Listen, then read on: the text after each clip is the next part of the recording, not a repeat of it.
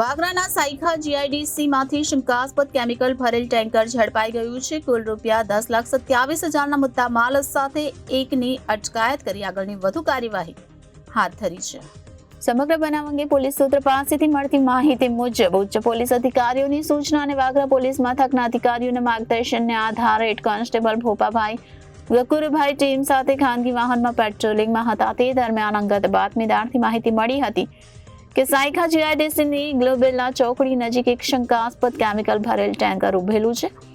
માહિતી મળતા જ ભોપાભાઈ પોલીસ ટીમ સાથે માહિતીવાળી જગ્યાએ જઈ જોતા ત્યાં એક ટેન્કર નંબર GJ06ZZ8021 મળી આવ્યું હતું. ત્યાં હાજર ચાલકને સાથે રાખી તપાસ કરતા ટેન્કરમાં 27 ટન કેમિકલ ભરેલ હોવાનું જણાયું હતું. જે બાબતે ચાલક પાસે જરૂરી આધાર પુરાવા કે બિલ માંગતા તે રજૂ કરી શક્યો ન હતો, જેથી BNSS કલમ 35(1)B મુજબ ચાલકની અટકાયત કરી 10,27,000નો મુદ્દામાલ BNSS કલમ 106 હેઠળ કબજે લઈ કાયદેસરની કાર્યવાહી હાથ ધરી હતી. Bureau reporter Janadesh news Bharuch.